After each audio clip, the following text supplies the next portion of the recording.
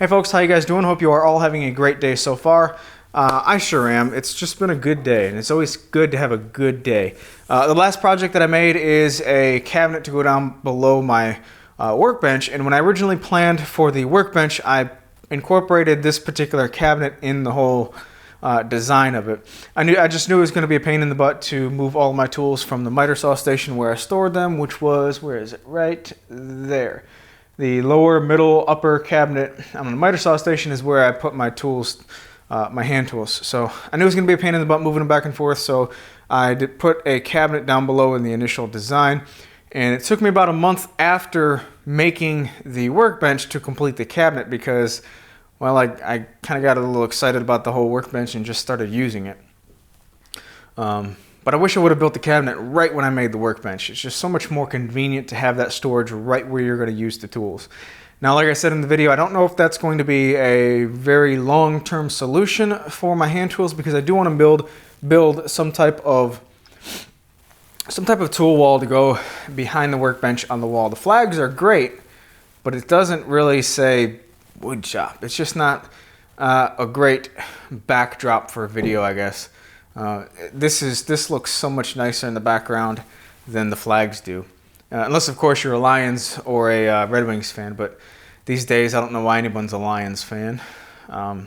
So the flags are probably going to be moved on the garage door where it really doesn't even matter, and I'd like to at one point build some type of wall. I'm undecided on a wall, tool wall, or a couple tool cabinets or what, or if I want to plank the whole wall just to have a nice, accent wall, I guess.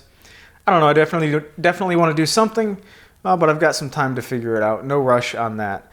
What else? Oh, this paper roll holder that I put on the other side of my assembly table here, absolutely convenient. Totally recommend it for anybody who's got an assembly table to put a paper roll holder on one side. The paper is relatively inexpensive. You get quite a bit of it. And of course you can reuse it, just wrap it back up. And it makes a huge difference in cleanup on your assembly table. This is one of those things that I should have done sooner, but it didn't. It took somebody else being in my shop to say, hey, you should do that. It makes sense to do so. And also, that was a very quick project. You can make that in 10 minutes if you just want to throw it together. It's no problem whatsoever. So big thumbs up for that. I use that a lot more than what I thought I would. And also for shipping stuff. I ship quite a bit of stuff out of here. Not crazy often, but shipping stuff out, it's very convenient to have some paper to cut up and use as box stuffer paper. So big thumbs up for that. Back to the cabinet really quick. I did end up putting a coat of shellac on there. This is just a clear shellac right out of the can. And the plywood itself is a birch plywood. The face veneer is very clear. The grain is very subtle. And this coat of shellac, one coat of shellac, made the cabinet blend very well with the rest of the workbench. So I'm probably going to put one more coat of shellac on it, but I'm very happy with the way that it turned out. I wonder how not tongue oil. What did I use? Boiled linseed oil. I wonder how boiled linseed oil would have turned out on there. I may do a test piece on some scrap plywood just out of curiosity how it would have turned out. But I'm happy with the shellac. And also, I got a question on the cabinet. Why didn't I use, or I should use rather, Kaizen foam for the cabinet to divide all the stuff out? And I'm not a fan of Kaizen foam. Not necessarily the product, but the concept. I've got a piece here, and I don't know if I'm going to use it or not. I'm not really keen on having something that is permanent in a drawer like that, because if you make tool holders for your wall, well, you can unscrew them and make a different tool holder and put this other tool here and move things around. That's fine.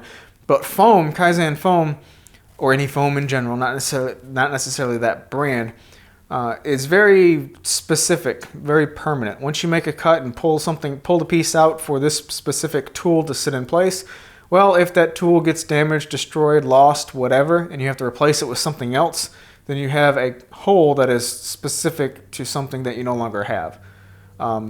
Not to say that you're going to change tools so frequently that it'll be a huge problem, but just the whole concept of it, I'm not a big fan of. So I don't think I'll ever use that Kaizen foam in any one of my drawers. Not anytime soon anyway. Nothing, not unless I know that this is going to be 100% permanent and it won't change whatsoever. But yeah, that's why I did not use Kaizen foam. This coming project this week is going to be a cabinet from the Nick Ferry visit. The last project we made while he was here, we made a dartboard cabinet.